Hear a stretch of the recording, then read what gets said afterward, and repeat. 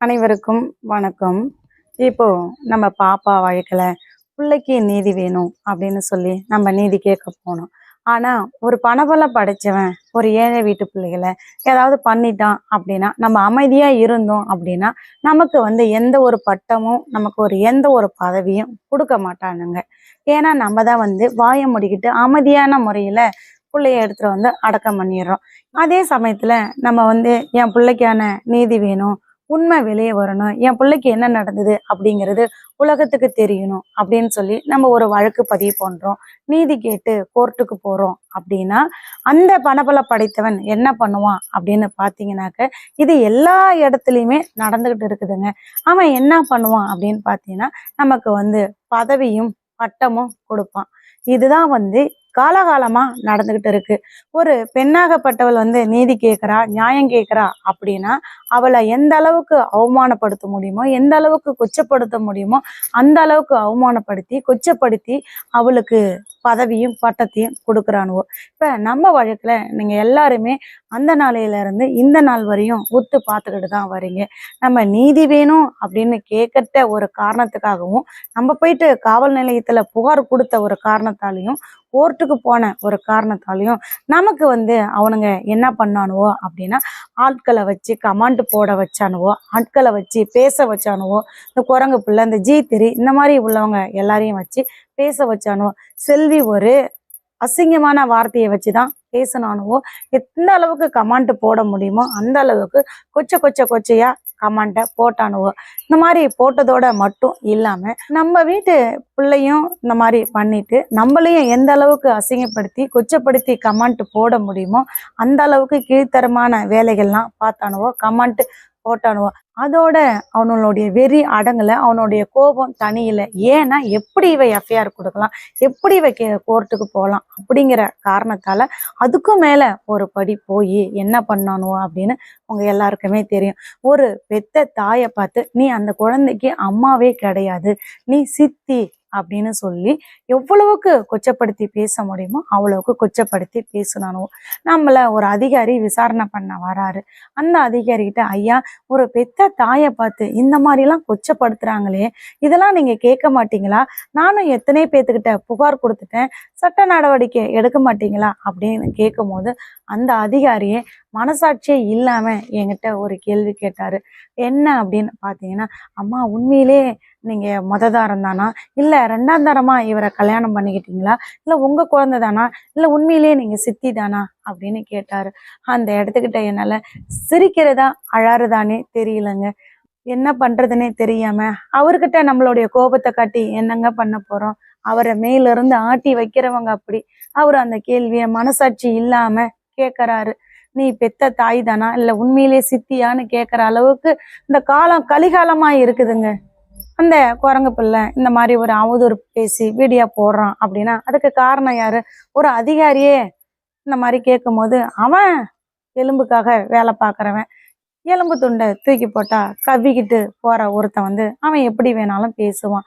ஆனா மனசாட்சியே இல்லாம அந்த அதிகாரி கேட்கறாரு அப்படின்னா நம்ம என்னத்தங்க போய் சொல்றது? அப்போ அவங்களுடைய ஒட்டுமொத்த நோக்கம் என்ன அப்படின்னா, ஒரு பெண்ணாகப்பட்டவள் நீதி கேட்டு வெளியே வரக்கூடாது, அப்படி வெளியே வந்தாக்க அவளுக்கு பதவியும் பட்டமும் கொடுப்போம், அவளை எந்த அளவுக்கு நோகடிக்க முடியுமோ அந்த அளவுக்கு நோகடிப்போம், அவ மூலையில உட்காரணும் அப்படிங்கிற எண்ணம் தான் எங்களுக்கு இருக்கு. ஆனா நாங்க எப்படிதான் உனக்கு பதவியும் பட்டத்தையும் கொடுத்தாலும் நீ திரும்ப திரும்ப திரும்ப போராடிக்கிட்டே இருக்கிறியே அப்படின்ற எண்ணம் தான் அவங்க மனசுக்குள்ளார இருந்தது. எல்லாத்துக்கும் சேர்த்து பெரிய முற்றுப்புள்ளியா வைக்கிறோம் பாரு, இங்க அடிமட்டத்திலே நாங்க எல்லாத்தையும் சுக்கு நூறா நொறுக்கிடுவோம் அப்படின்னு முடிவு பண்ணி அடிமட்டத்திலே என்ன பண்ண முடியுமோ அதை பண்ணிட்டாங்க. அதுக்கு அடுத்துதான் மேல்முறையீடு அப்படிங்கிற ஒரு வாய்ப்பு இருக்கு. இந்த மேல்முறையீடு போவோங்க, அங்க என்ன நடக்குது அப்படிங்கிறத நம்ம பொறுமையா தான் பார்க்கணும். எதுவுமே டக்கு டக்குன்னு வேலை முடியாதுங்க. நம்ம மனு தள்ளுபடி அப்படிங்கிறதுக்கே நம்ம 3 வருஷம் காத்திருந்தோம். அதே போல மேல்முறையீடுக்கும் பல மாசங்கள் இல்ல ஒரு வருஷம் அப்படி கூட காலங்கள் கடக்கும். பொறுத்திருந்து தான் நம்ம பார்க்கணும். நம்ம கடமையை செய், பலனை எதிர்பார்க்காத அப்படிங்கிற மாதிரி நம்ம கடமையை நம்ம சரிவர செய்வோங்க. அதுக்கு மேல காலம்தான் பதில் சொல்லணும். மேல இருக்கக்கூடிய அந்த மங்க நிலாவுக்கு தெரியும் அன்னைக்கு பௌர்ணமி. என் பிள்ளைக்கு என்ன நடந்தது அப்படிங்கிறது அந்த நிலவுக்கு தெரியும், இந்த சூரியனுக்கு தெரியும், இந்த பூமாதேவிக்கு தெரியும், இத்தனை பேத்துக்கு தெரியுங்க. கண்டிப்பா காலம்தாங்க பதில் சொல்லணும். காலம் பதில் சொல்லும் அப்படிங்கிற நம்பிக்கையில நம்ம எப்பவுமே இருப்போங்க. இப்போ நம்மள சித்தி அப்படின்னு சொன்னாங்க இல்லைங்களா? அவங்களுக்கு எல்லாருக்குமே ஒரு விஷயம் கண்டிப்பா இந்த இடத்துக்கிட்ட நம்ம சொல்லணுங்க.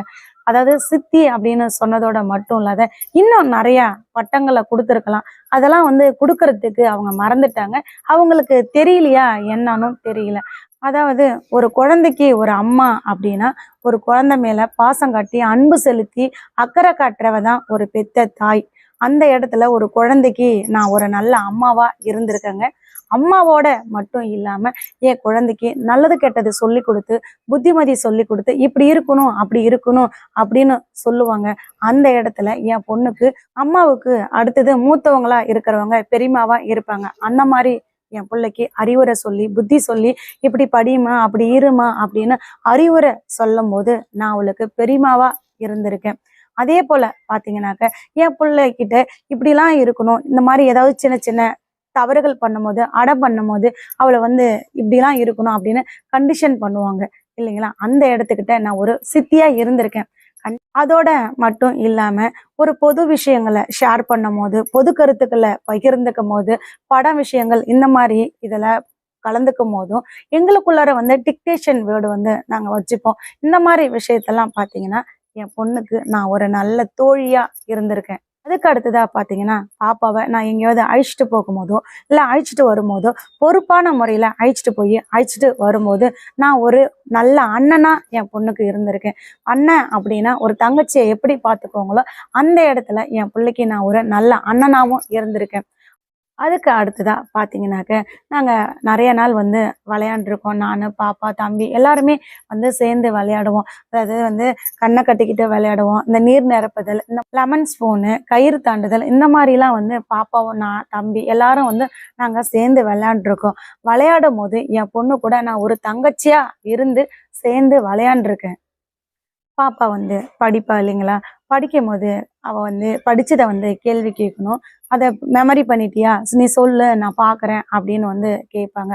அந்த இடத்துல என் பொண்ணு மெமரி பண்ணிட்டா, இப்படி படிமா அப்படி படிமா, ஏதாவது தெரியலன்னா படிப்பு சம்பந்தமா ஏதாவது தெரியல அப்படின்னா டவுட் எல்லாம் கேளு, நான் சொல்லித்தரேன் அப்படிங்கும் போது பாப்பா என்கிட்ட கேட்பா. அந்த இடத்துல நான் பாப்பாவுக்கு ஒரு நல்ல அக்காவா நடந்திருக்கேன். என் பிள்ளைக்கு எந்த உறவுகள்லாம் இல்லையோ அத்தனை உறவுகளாகவும் நான் இருந்திருக்கேன். என் பிள்ளைக்கு அக்கா கிடையாது, அண்ணன் கிடையாது, தங்கச்சி கிடையாது. இது போல என் பொண்ணுக்கு எல்லா உறவுகளாகவும் நான் இருந்திருக்கேன். அது மட்டும் இல்லாம அதிக அளவுல அன்பு செலுத்துறதுல பாசம் வைக்கிறதுல பாத்தீங்கன்னா ஒரு தாத்தா பாட்டியாவும் இருந்திருக்கேன். என் பிள்ளைக்கு என்ன உறவுகளா இருக்கணுமோ, எப்பப்ப எந்த உறவுகளா இருக்கணுமோ எல்லா இடத்துலையும் எல்லா சூழ்நிலையும் எந்தெந்த இடத்துக்கு எந்த உறவா இருக்கணுமோ அத்தனை உறவுகளோட என் பிள்ளை கூட வாழ்ந்திருக்கேன்டா. ஏன்டா சித்திங்கிற ஒரு பட்டத்தை மட்டும் கொடுத்துருக்கீங்க? எல்லா உறவுகளாவும் நீங்க கொடுக்கலாம். என் பிள்ளைக்கு நான் அக்காவாவும் வாழ்ந்திருக்கேன், அம்மாவாவும் வாழ்ந்திருக்கேன், சித்தியாவும் வாழ்ந்திருக்கேன், பெரியம்மாவாவும் இருந்திருக்கேன், அக்காவாவும் இருந்திருக்கேன், அண்ணனாவும் இருந்திருக்கேன். இப்படி எல்லா உறவுகளாவும் இருந்திருக்கேன். என் பிள்ளைக்கு நான் ஒரு நல்ல தோழியாவும் இருந்திருக்கேன். இன்னைக்கு அவ நேசிச்ச தோழிகள் வேணா அவளை நினைச்சு பார்க்காம இருந்திருக்கலாம், அவளை நினைச்சு அழாம இருந்திருக்கலாம், அவளுக்கான நடந்த உண்மைகளை வெளியே சொல்ல வராம இருந்திருக்கலாம். ஆனா நான் அப்படி இல்லைடா. என் பிள்ளைக்க எல்லா உறவுகளாவும் இருந்திருக்கேன். எல்லா உறவுகளாவும் நினைச்சு ஒவ்வொரு நாளும் கண்ணீர் விட்டு அழுதுருக்கேன். நம்ம பிள்ளைக்கு என்ன நடந்தது அப்படிங்கிறது உலகத்துக்கு தெரியணும், உண்மை வெளியே வரணும் அப்படின்னு நம்ம நீதி கேட்டு போராடின ஒரு காரணத்துக்காக நமக்கு கிடைச்ச பட்டமும் பதவியும் நீங்களே பார்த்துருப்பீங்க. அந்த காலம் வேற, இந்த காலம் வேற. இப்பெல்லாம் ஆண் பெண் சமம் அப்படின்னு சொல்றாங்க. என்னதான் கம்ப்யூட்டர் காலம் மாறினாலும் ஒரு பொண்ணு மேல எந்த ஒரு தவறுமே இல்லை, எல்லா தவறையும் ஒரு பையன் தான் பண்ணணும் அப்படின்னா அவங்க கிட்ட போயிட்டு நம்ம நீதி கேட்குறோம் அப்படின்னா உடனே அவனுங்க ஒரு பெண்ணை மூலையில முடக்கி உட்கார வைக்கிறதுக்கு என்ன பேசணுங்க தெரியுங்களா?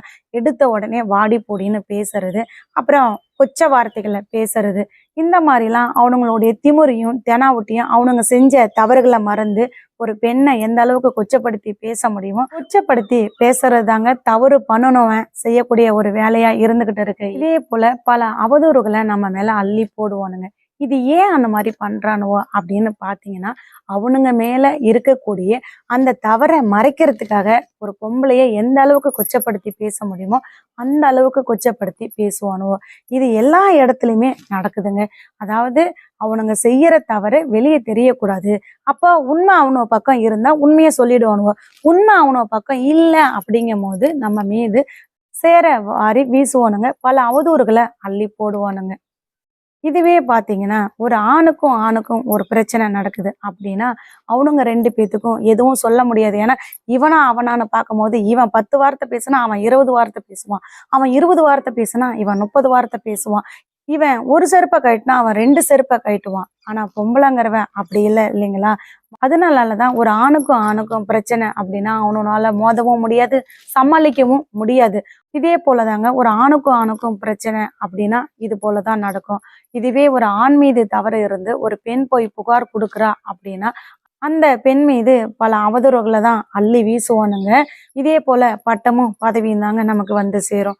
இதே போலலாம் ஏன் பண்றாங்க? எதுக்காக பண்றாங்க? அப்படின்னு பார்த்தீங்கன்னா, அதாவது ஒரு பெண்ணு அப்படின்னா அவளுடைய மனசு ரொம்ப கோழத்தன்மையான ஒரு மனசா இருக்கும். நம்ம இந்த மாரிலாம் அவதூறுகள அள்ளி வீசும்போது, அவ வந்து அழுதுகிட்டு மூலையில முடங்கி கிடந்துருவா. அதன் பிறகு அவ நீதி கேட்டு வெளியே வரமாட்டா.